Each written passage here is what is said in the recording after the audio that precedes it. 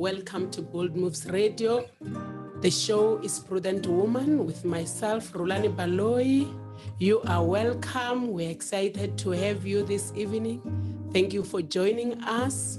Tonight, I'm not alone. I have with me our guest, Dr. Tiyiselani. Dr. Tiyiselani, welcome to the show, Prudent Woman. Thank you so much, Rhulani. Thank you for the honor. Thank you for inviting me. Thank you, Dr. Tiyiselani, for availing yourself to come and teach us as prudent women. I am excited tonight. And of course, I'm excited tonight. We have our executive producer, Pastor Strike, right here with us, and the co-producer, Nyeleti Baloyi. Thank you so much. And would like to say thank you to our holding producers last week, Musa and Rifu. Thank you so much. The show will not come to reality without you guys. Thank you. We would like to appreciate all our viewers on YouTube, on Facebook, and those who are listening to us via Bold Moves Radio. Those who are on the platforms, YouTube and Facebook, please drop your comments, your questions as we continue with our topic tonight on the comment section. Those who are listening to us via Bold Moves Radio, you are welcome to drop a WhatsApp on our number 081-358-8745. I repeat the number 081-358-8745. Tonight, we are excited, even as we continue as a nation, as we're celebrating Heritage Month. September is Heritage Month, and all of us, we are excited to be celebrating our different cultures. Today, I saw when I went to church, people were in different colorful attires. You know, it's nice, and I'm so grateful that Heritage Month comes in September when we start with our spring month, and you know, you can see people look so beautiful. And thank you, Dr. Tiyiselani. You also look beautiful tonight. Thank you so much. We so much appreciate you to come and teach the prudent woman. Tonight's topic, we're talking about cervical cancer. One may ask, why this topic during the month where we're supposed to be celebrating Heritage Month? I believe it is not by chance or a mistake that September in our country, it has been dedicated to commemorating cervical cancer. I would like to believe there's a reason for that. You know, as prudent women, we say we are always intentional with everything that we do. So we always are intentional with what we see. We try to bring meaning to it. Dr. Tiyiselani, do you think there is any relation between us as a nation celebrating our heritage and the month also being dedicated in the health fraternity to commemorating or bringing in awareness around cervical cancer? Thank you so much, Rhulani. There is, you know, heritage. It's who we are. It's our customs, and if we have topics which are medical related, which goes back to who we are, because as mainly a Black nation, there are things that, you know, we have to think of.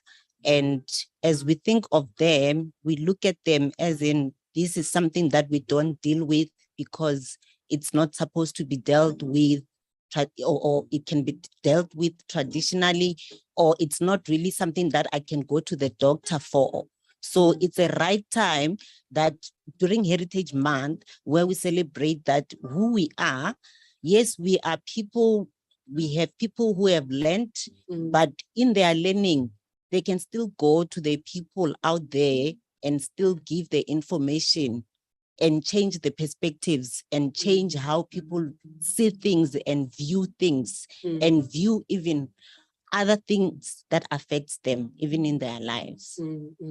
You have said it so rightly, so Dr. Tiyiselani, because for me, I have observed that health issues normally are dealt with differently amongst different races.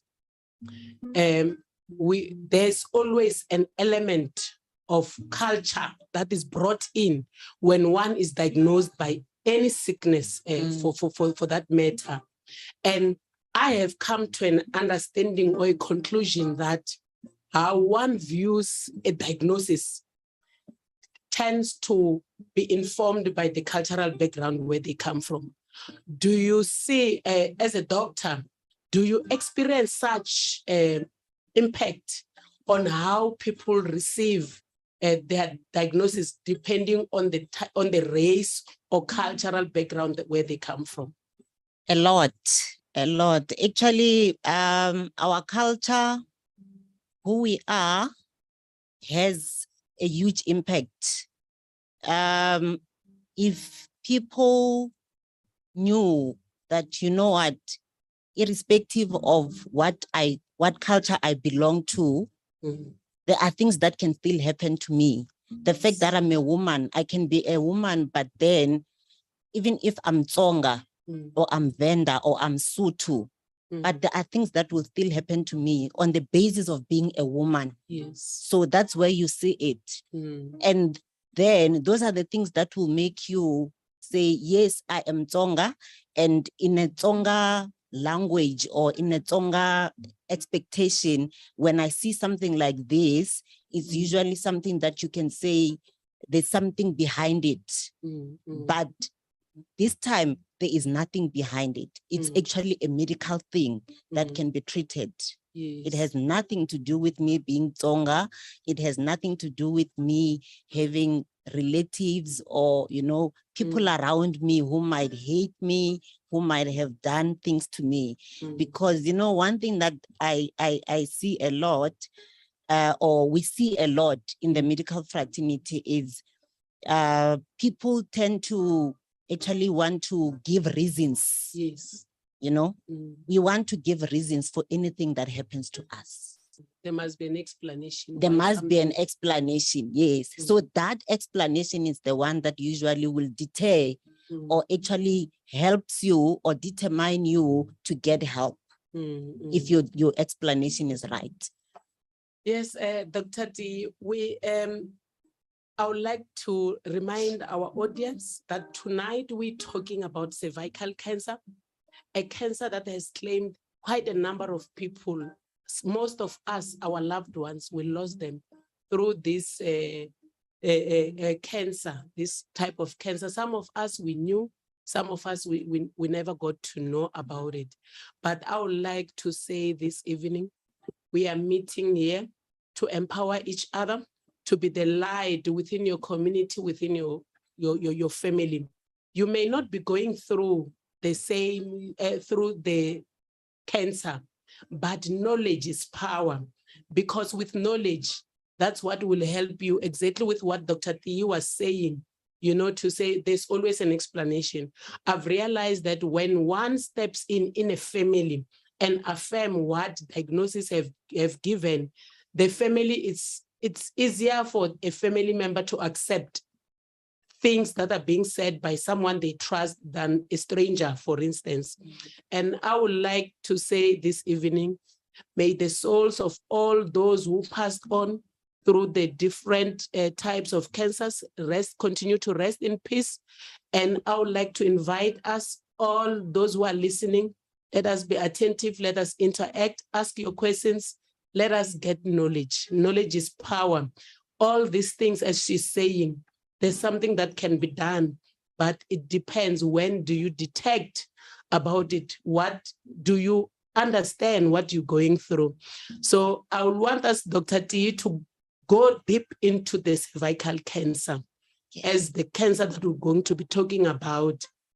And I understand we are in Heritage Month, but I invite all of you, let us take it as she says, it's a medical condition.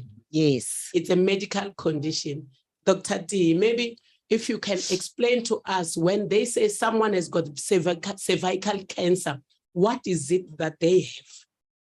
Okay, when we say someone has cervical cancer, it means someone has cancer on the cells of the cervix.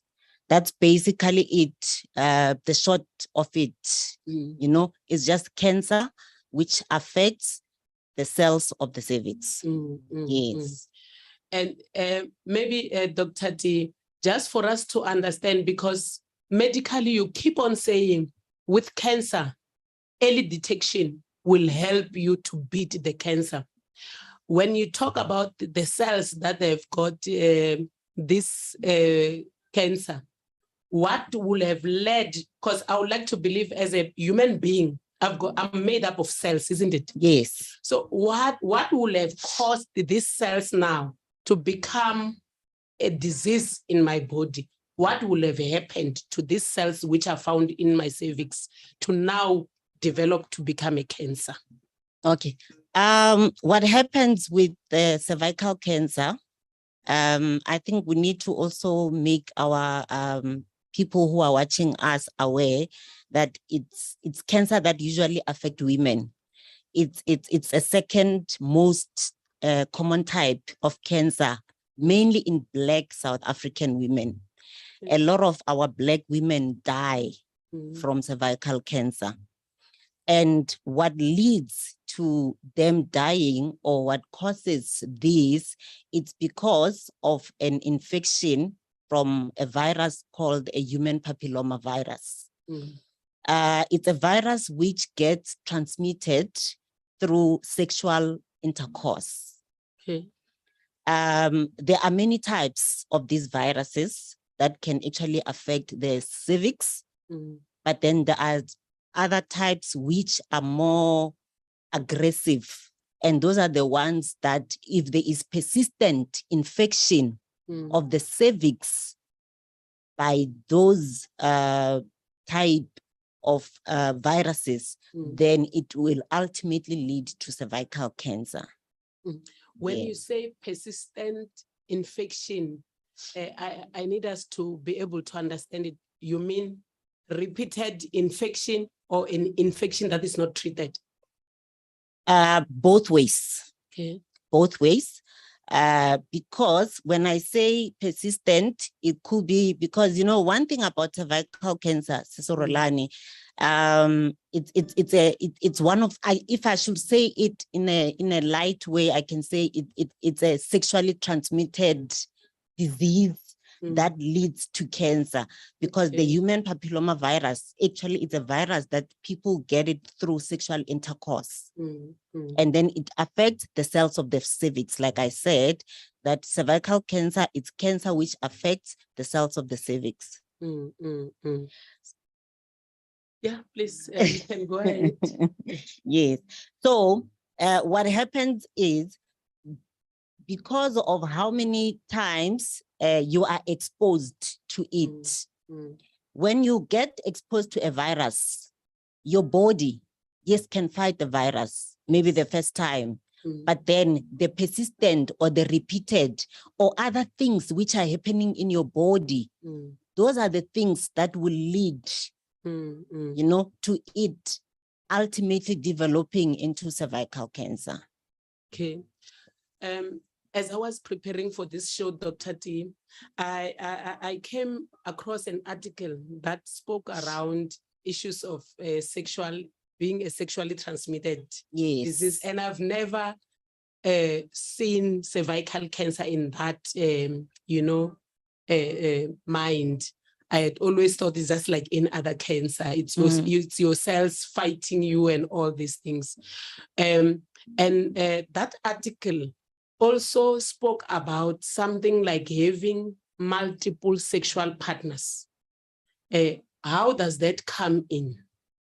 With multiple sexual partners, Rhulani, what it means, it's as much as you have multiple sexual partners, it means they also have multiple sexual partners. And like I said, cervical cancer is caused mainly by a virus, which we call a human papilloma virus. If one of these multiple sexual partners has this human papilloma virus, and these people are usually having unprotected, which is also something that I need to also point out, because, you know, I cannot just say sexual intercourse, but it has to be unprotected sexual intercourse, because when it's protected, there's a barrier, then it means there will be no fluids. But then if there are fluids which are passed from one partner to the other, that's where now the infection gets to mainly the woman. It doesn't really affect the women only, the human papilloma virus. It's just that now with cervical cancer, we're talking about something that affects women, but it's something that actually can even happen even in males. So in males, human papilloma virus can cause other types of cancers. And even in women, it can cause other types of things like your genital warts. It can cause cancer of the throat. It can cause cancer of the vagina. It can cause a lot of things. It's just that the main thing that the human papilloma virus tends to cause, which is aggressive, which actually kills a lot of our Black women. I think because it's Heritage Month, we cannot run away from the fact that we are Black women. It's cervical cancer. It's cervical cancer, and it's actually the second most common type of cancer. Yes. Oh, Prudent women. Mina, as for me, today I learned something new. That protection during sexual intercourse is not only for HIV and AIDS or pregnancy. I never knew that it can also save you from this type of cancers. So, you know, we become empowered every day, Dr. T. We have always seen protection for sexual intercourse just for pregnancy and HIV and AIDS. And those are what everyone is talking about. And I would like to thank you today, you know, because you bring in this awareness. And that is what's important. We need information. Without information, we shall perish. Even the word of God says so. You've been talking about this cancer being prominent amongst Black people. But I wanted to find out from you, in terms of statistics, if you have that information, how common is it amongst different races? It's more common in Black women, mainly because of the socio-economic status. Okay. Even in Black women, I think the socio-economic status has an impact. You know, the more you understand things, the more you've learned, the more you get exposed to these. Because women, as a woman who's staying at home, who's just dependent on a man, is highly exposed to a man who is promiscuous. You know, even themselves, they can also be promiscuous for whatever reason. Maybe because they are trying to get money or whatever thing that they do out there, you know. So that's the one that I mean when I say cervical cancer. It's more in Black women. We do have it also in other people, like in white women. It's just that in Black women, the other thing that makes it more dangerous, it's also the HIV infection. I think if we are to be honest and open about it, HIV infection, it's the one thing that also increases the chances for women or Black women to have cervical cancer.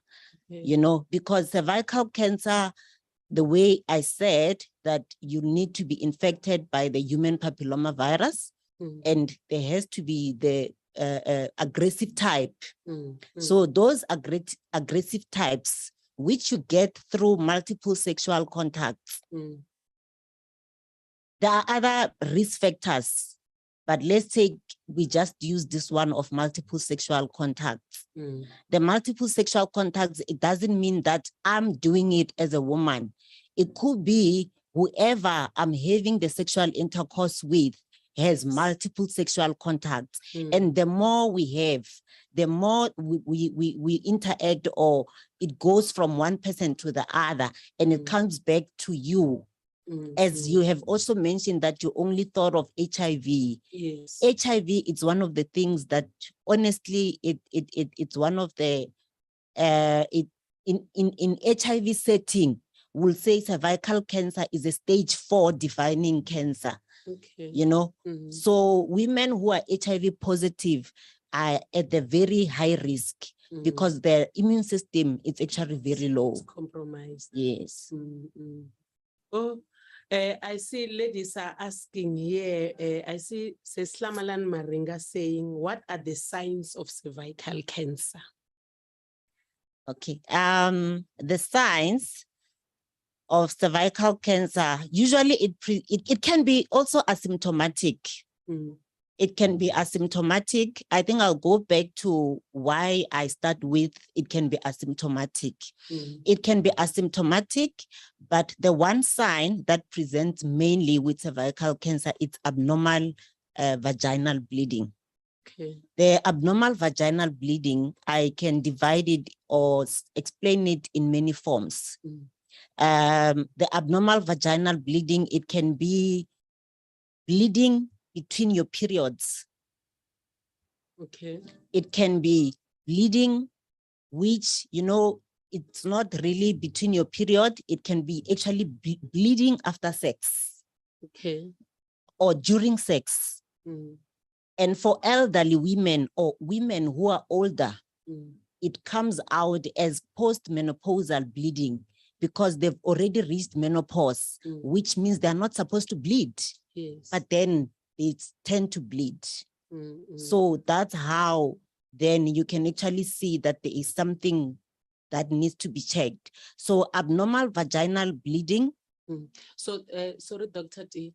So the type of bleeding will present itself like your menstrual cycle, or is just bleeding like once and stops? Hence, I say it's abnormal. With your menstrual bleeding, you know that I will have my period once a month. But then if you have bleeding just after sex, that's not menstrual bleeding. Yes. That's something that has to have you worried. If you are a woman who has reached menopause and you just start bleeding, that for you has to be something that says there is a problem. So those are the things that makes you to understand that there's a problem. If you just had your period and you finished it a month, not a month or a week ago, but after 2 days or so, you start bleeding again, then you have to question that. That's why I say abnormal, because women, we bleed. But then when it becomes abnormal, the abnormal, it's the one that has to make us really start to question what could be happening. Though it's not really just about the abnormal bleeding alone. Women, we have our normal discharges. I'm one person who advocates mainly for knowing thyself.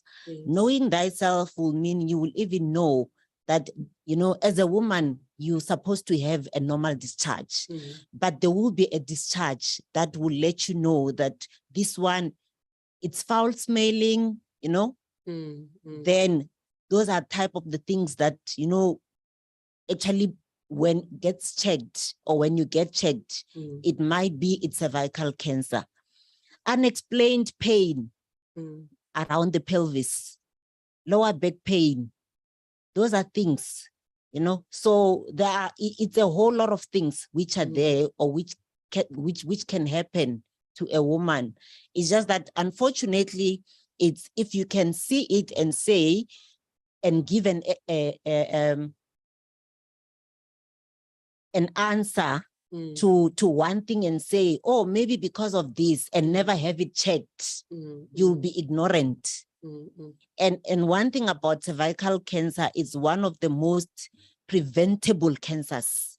You know, we always say that cancer, like you said, it's one of the diseases that actually it's not easy to prevent.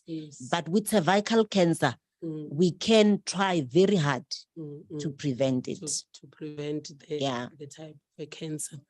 I'm sitting here and I'm asking myself, I'm not really sure when you say the pelvis, what are you talking about? Maybe I'm just thinking, maybe I'm not alone. If you can just more explanation when you say the pain around the pelvis, where will be the pain be located in one's body? Okay. The pelvis, I think if I can also, because, maybe even use a Tonga word for it, please. Or, ashisutini. Okay. Pain ashisutini, your waist. Yeah, so I think your waist area. Yeah, the waist area. Unexplained. And I have to mention the unexplained because, it doesn't mean that all pain that you have ashisutini, it's because of cervical cancer. But then some pain, you will have it because maybe you were traumatized by something. Then we cannot always blame cervical cancer. But unexplained, it means when you have unexplained pain, you need to have yourself checked. So it's just so the waist. In normal English, it's the waist. It's the waist. Yes. Yeah. Dr. T, you're saying this is one of the cancers that is preventable. And what do we know about cancer? It's generic to say it's you can inherit it. It's hereditary. Is cervical cancer hereditary or it's you have said it, the causes? This one, it's not hereditary. Okay. If there's one cancer which you can never inherit, it's cervical cancer. The multiple sexual partners, you can inherit it. The unprotected sex, the HIV infection, which reduces your immunity, you cannot inherit it. You can inherit the HIV, yes, when you are born with HIV, but then it's not one cancer which is hereditary. Because when we say hereditary, we tend to mean it comes because when you are a mother, you can give it to your child. You cannot give your child cervical cancer. It has to be someone who is a partner that has transferred the human papilloma virus to you through sexual contact.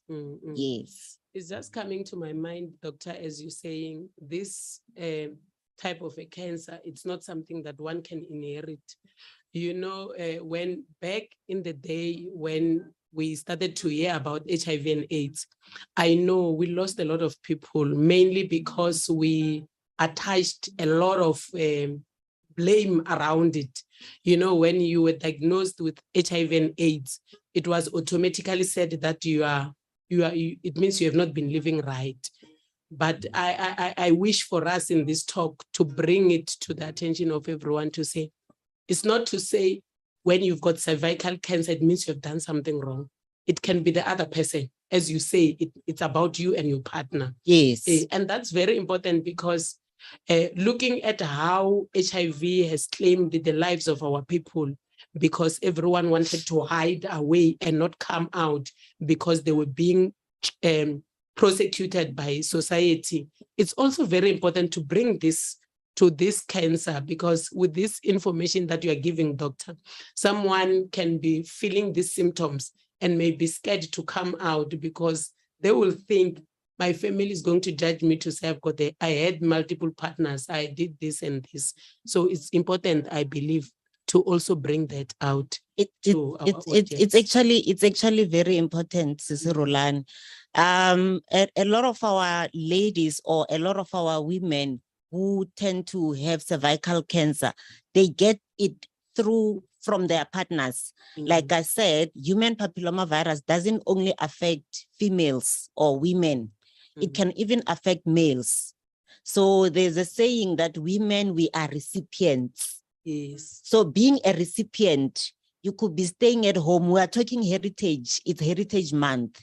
You could be a woman who's staying at home. Your husband is out there working. You don't know what he's doing out there. Yes. And he might be exposed to multiple sexual partners. And when he comes home, when he has sexual intercourse with you, most of the time it's not protective. And that's when now the human papillomavirus will get to infect your cervix. Yes. I see we have a question from Mama Cynthia Matabata. She's asking which organs can be affected by this cancer. Does this cancer affect beyond the cervix, or it's only the cervix that's affected by this type of a cancer? This cancer actually, it does affect other organs which are next to the cervix. Actually, the cervix itself, if I were to describe what a cervix is, the cervix is the lower part of the uterus, and it's an opening to the vagina. So those are the main areas which usually gets affected, you know, your uterus or your womb. Okay. I think it's important for me to use other terms like the womb, not necessarily the medical terms. Yes, your womb. So it's an opening. It's in simpler terms, I can say the cervix, it's the opening of the womb or the opening of the uterus, which opens into the vagina. Okay. So those are the places which get affected. Okay. But it may start at the cervix, but then as it grows up to the cervix, and it can actually even grow beyond. Okay. Because even there are other organs in our pelvis or in our waist which are there. We have our rectum, you know, our rectum can also be affected. We have our bladder. So those are the other organs which are there. But where it started from the cervix. Another question that's coming from our audience, even though I know we are getting there, we're going to be talking about it, but I just want you, doctor, to respond to this. She's asking that she heard that there's a vaccine that can be given to our young girls to prevent cervical cancer. Yes. This actually, it's one thing that our government has, I think it was passed around 2014, when they said young girls from the age of 9 up to 12 years needs to receive vaccine.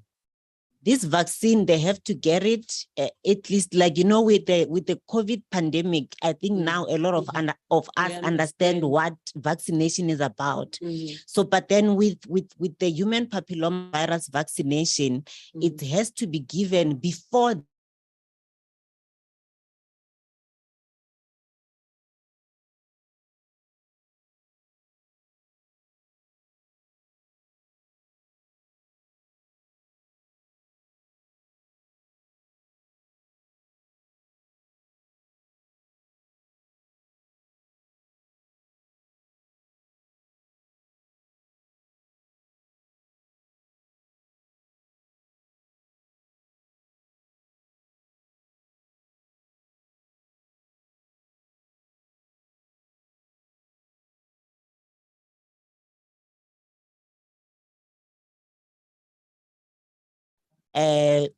being sexually active. Okay. Yeah, so the vaccine is there.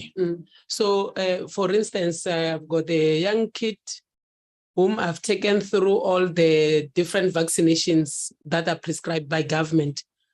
Will this say that the child has got that vaccine, or it's something that I must initiate as a parent or as a recipient? It's not, unfortunately, it's not covered in the one that covers for children, because like I say, it starts from the age of 9. Is usually because they know these kids, they are at school. So it's through government initiative, which they do with the schools. They tend to get it at school. They will say they usually give to kids or girls who are in grade 5. But as a mother or as a parent, you'll have to give consent.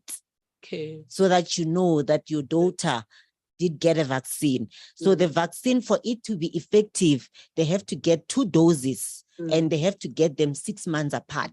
Okay. Yes, but it's not covered by the one where a child is born and then there's a yellow card and then they are vaccinated. No, this one was just passed in 2014. And I think the reason they had to pass it, they saw that, you know, actually vaccination prevents a lot of these diseases, you know, like I'm saying with the COVID pandemic, we saw that when you're vaccinated, it doesn't mean that you may not be exposed, even when you are exposed, but your chances of it finally developing into cancer gets reduced. Yes. Yeah. Oh, Dr. D, today we are learning a lot. So ladies, let us go out and check how can we get this vaccination for our children. As we said, today's show, it's about bringing in awareness. It's empowering us to have information so that we can become the light. Stay with us. We'll be right back. We're just taking a short break. Streaming 24/7. Bold Moves Radio. Bold Moves Radio.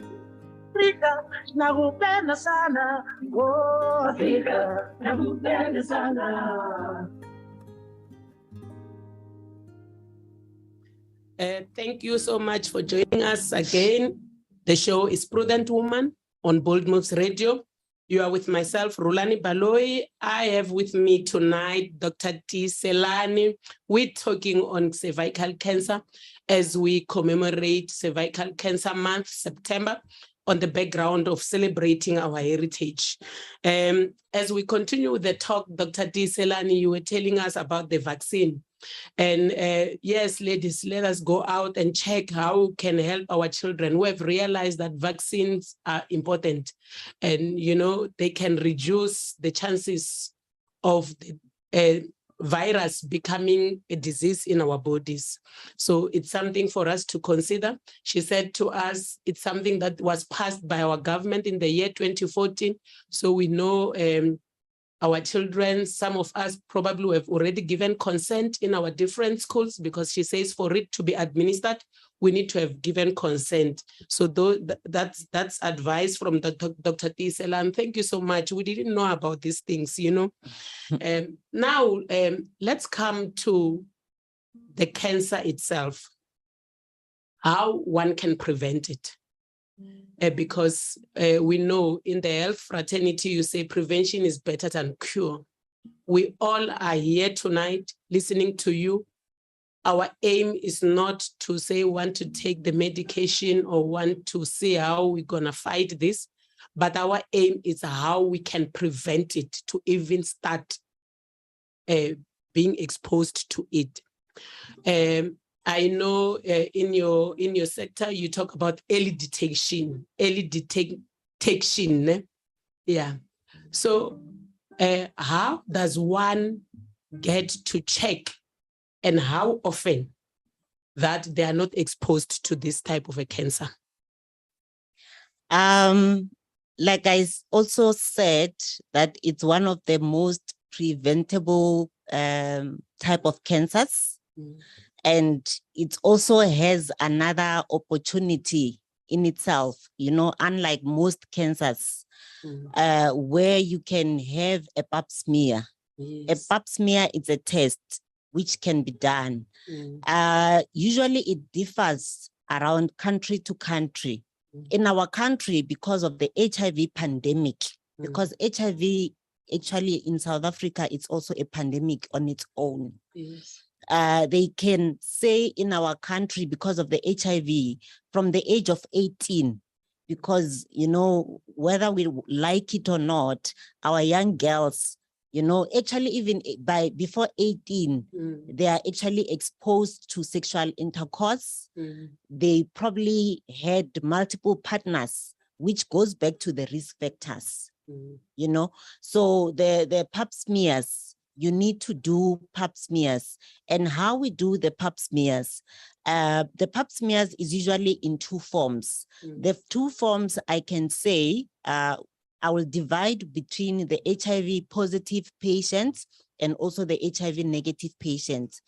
With the HIV positive patients, because I said it's one of the highest risk factor when you have HIV to have cervical cancer, and it's actually an AIDS defining illness.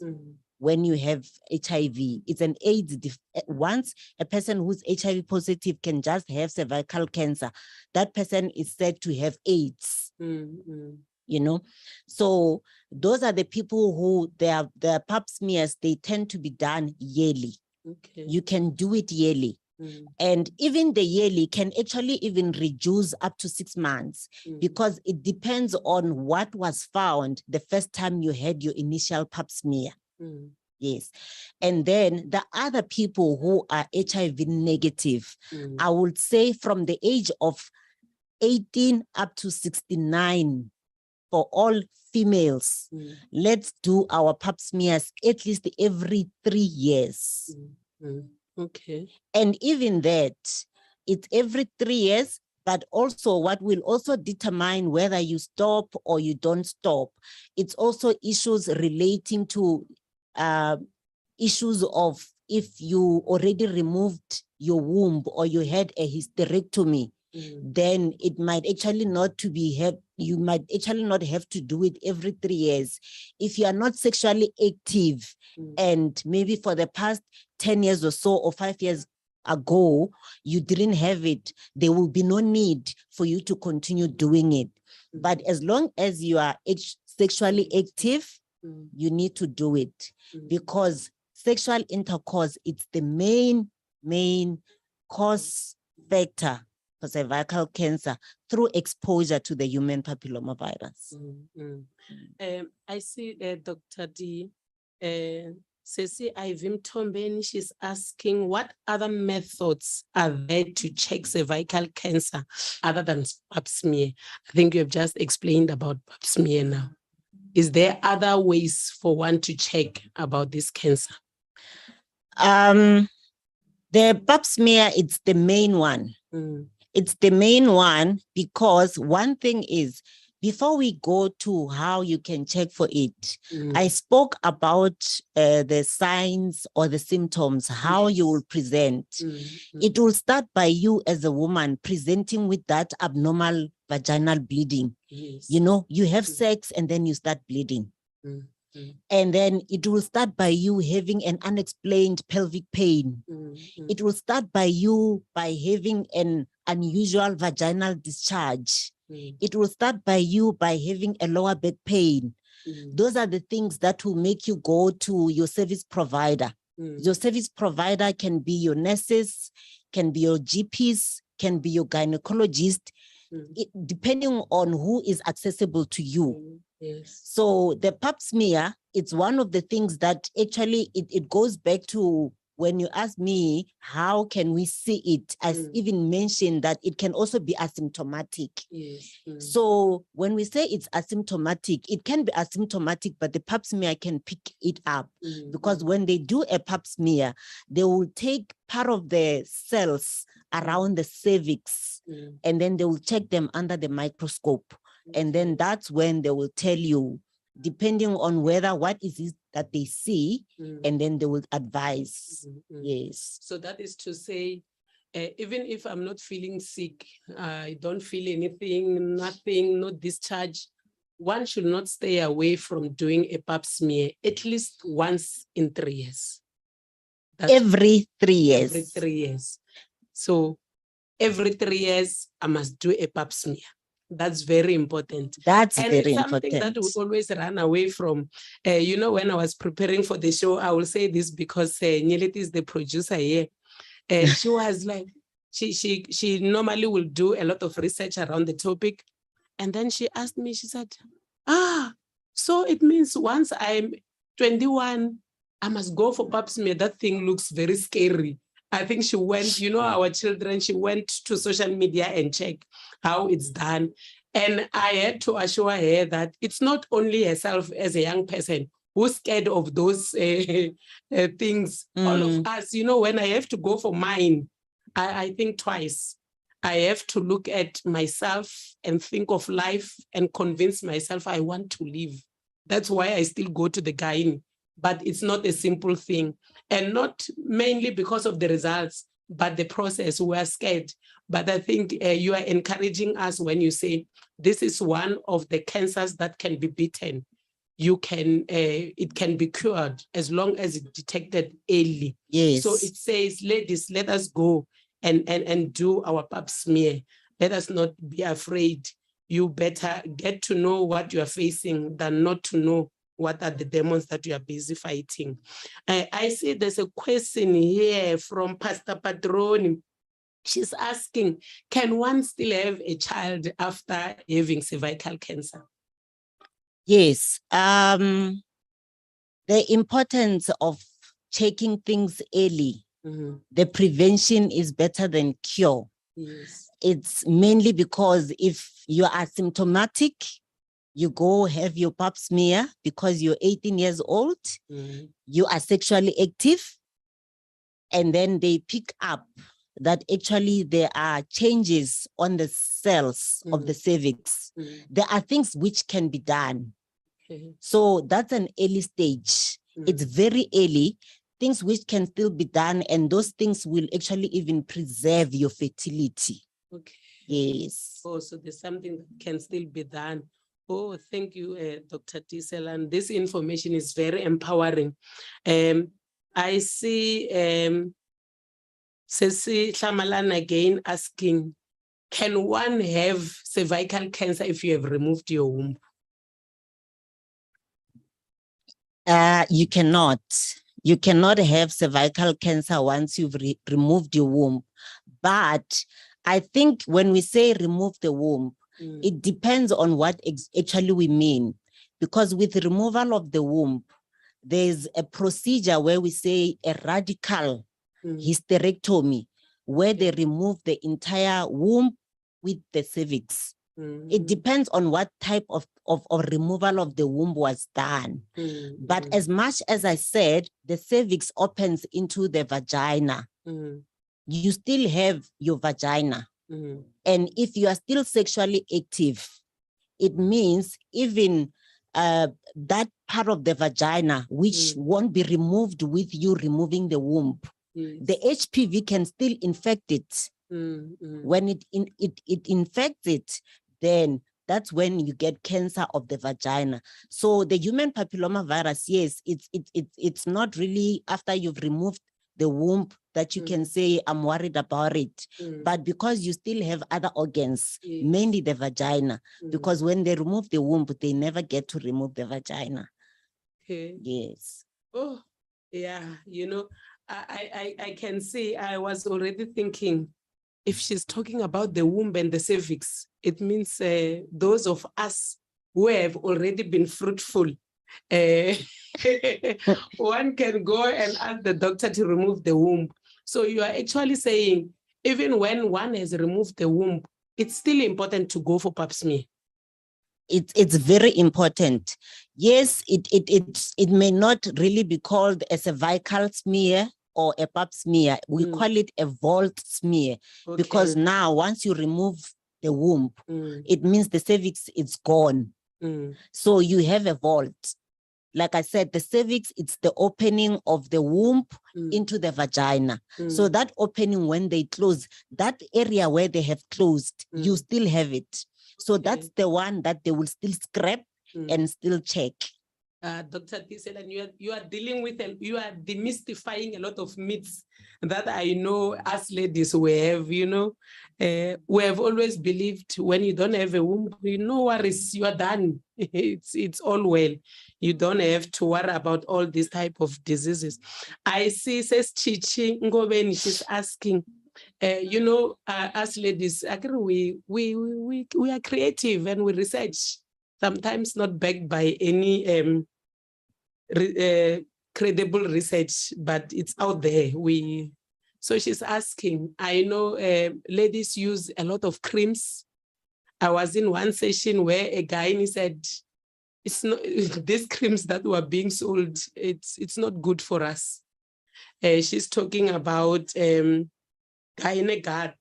Can it cause cervical cancer? No. GYNAGAD cannot cause cervical cancer, But the one thing that I can tell you, it's GynaGuard will change the pH of your vagina and your reproductive system. Most of these things, it's good that we look at them and we accept that whoever came with them, it was more for financial gain. Yes. It's not really because it's something that will help us. You know, the vagina, it's one part of the body that can cleanse itself. Yeah, you don't need anything else. You just need water. You don't need GynaGuard to clean it. But GynaGuard cannot cause cervical cancer. There it is, ladies. You know, Dr. D, I cannot thank you enough, you know. And the questions keep on coming. And I'm looking at the time. We're only left with 10 minutes. And ladies are asking a lot of questions because I know these are issues that concern women. And women, we talk and we advise each other. But to have someone of your caliber, someone who deals with this on a daily basis, someone with credible research information, sharing with us, we so much appreciate it, Dr. Tiyiselani. I see someone is asking, you know, ladies, if one can take any immune booster to boost themselves to fight against the human papilloma virus, if you can take any boost to fight it. I agree, you said we were talking about the reinfection and you said for the first time, maybe your system will fight the second time. So this lady is asking, can one take is there any immune booster that will help them to fight this virus? No, there is no immune booster that will fight this virus. Your body itself, yes, actually when I say the human papilloma virus, it's a whole lot, up to around 150 types of viruses, you know? So there will be no immune booster that will help. It's just that there are two specific types, which is the type 16 and the type 18, which are more aggressive. The other ones, you can be infected with them, but your body's immunity is able to fight. So it might mean that a whole lot of us, because we are sexual beings, we have sexual intercourse. We, you know, for us to have children, we need to be intimate with our partners. We change partners. We get exposed to multiple partners. So you may have been exposed to it in your lifetime, but that doesn't necessarily mean that you will have cervical cancer because your body, it also that depends on which type of the human papilloma virus you were infected with. If it was this type, the type 16 and the type 18, and your immune system is low, mainly in the HIV era, that's where your chances get to be very high. And also if there's also persistent, that's when I mentioned mainly the persistence, because, you know, with sexual infection, it's not something that happens one day. It happens over and over and over again. So with that said, Dr. D, when you talk about your immune system being healthy, I think it brings me to say it's also very important, ladies, to always make sure that we eat healthy and we make sure that our immune systems are strong.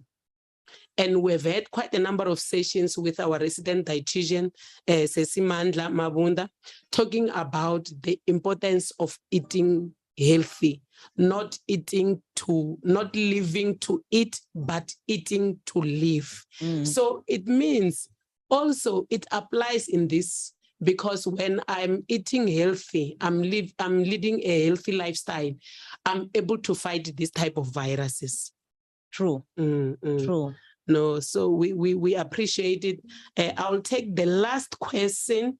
Ladies, you can continue and drop your questions on the comments. We'll respond to them on the Facebook page. But this one, I'll take one last question from Sis Doris Nuko. She's asking, if one has a cervical cancer, is it possible to still conceive? Yes, it's very possible, but that depends on when was it found. So hence, the screening is very important. Screening is very important. And the screening, it goes back to what we talk about when we talk about pap smears. If you can just today decide tomorrow that I'm asymptomatic, I'm going to do screening, and then you screen yourself. You are healthy, you have no problem, you're asymptomatic, you're not feeling anything, you have no discharge, you're not bleeding, you have no pain, but then you have a pap smear. And the doctor says, you know, when I did the pap smear, it shows that some of the cells, they are changing, and these cells, they may develop into cancer, because with cancer, there is stages. Even with cervical cancer. Hence, we spoke about it doesn't only affect the cervix itself, it affects even the other organs around it. That's where the staging comes. If it's early stage, then they can just actually treat only around the cervix. Okay. So when they treat around the cervix, then that's when we call it a fertility preserving. So you can still manage to still have children. Okay. Yes. Oh, thank you so much, Doctor. I want us now to talk about the different types of treatment. Now, unfortunately, I have the cancer. How do I now? What is it that the doctors will do to me to try to treat the virus? Okay.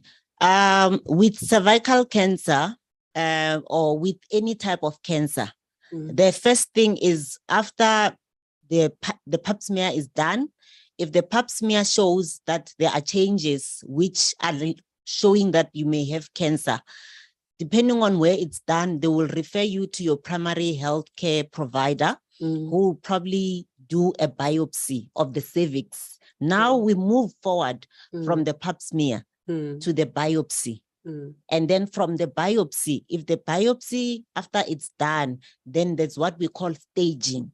Staging, it's when we talk about doing things like a scan, where they will scan your entire body just to see, is it just only on the cervix? Did it affect the vagina? Did it affect the womb? Did it affect the rectum? Did it spread to even other organs which are up there, like your lungs? So those are the things which determines even the treatment.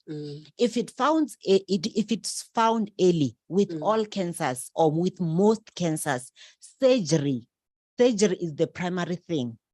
So actually, if cancer can be found very early, surgery can be done and it can be effective. But unfortunately, if cancer is found late, surgery may not actually work. So that's when treatment like chemotherapy and radiotherapy and what we call brachytherapy comes in. Okay. Yes.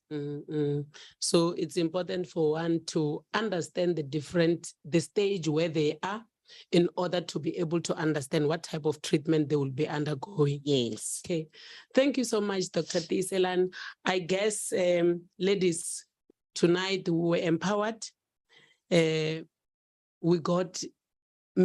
got new things I do not know from your side, but I am empowered. I now know new things that I didn't know.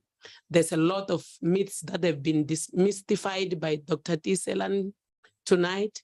I so much appreciate your time, Dr. Tiyiselani. But before we leave, I would like you to, anything that you want to say to the ladies, most especially you are a practicing doctor who gets into contact with a lot of people. What will you want to maybe enlighten us in terms of current health issues that are taking place in our nation? This one also, it's very important, the cervical cancer one, because, you know, initially when we started with the talk, Rhulani, we spoke about heritage. Heritage is about who am I? Yes. I am Tiyiselani. I come from a village. There are people wherever I come from. They may not have had an opportunity to hear me today speak, but someone might have heard me today speak. They have sisters, and those sisters, they are in relationships, you know, speak to them, explain to them, make them aware that there are things. They mustn't sit at home and, you know, be ignorant. Yes. Ignorant will kill them. Ignorance will kill them. You know, that's why in the medical fraternity, we always say prevention is better than cure. And the other thing that I can say is now, in also commemorating cervical cancer, I've seen with other pharmaceutical companies or pharmacists, you know, where they say there is screening. Yeah. You know, even here in town, you can actually go for both screening for the pap smear and also for the breast.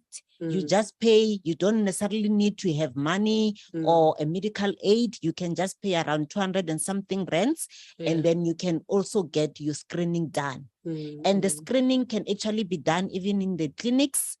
It can be done by your GPs, and it can also be done by your gynaes. So it's all levels. It doesn't discriminate to say, I don't have, then who's gonna help me? Yes.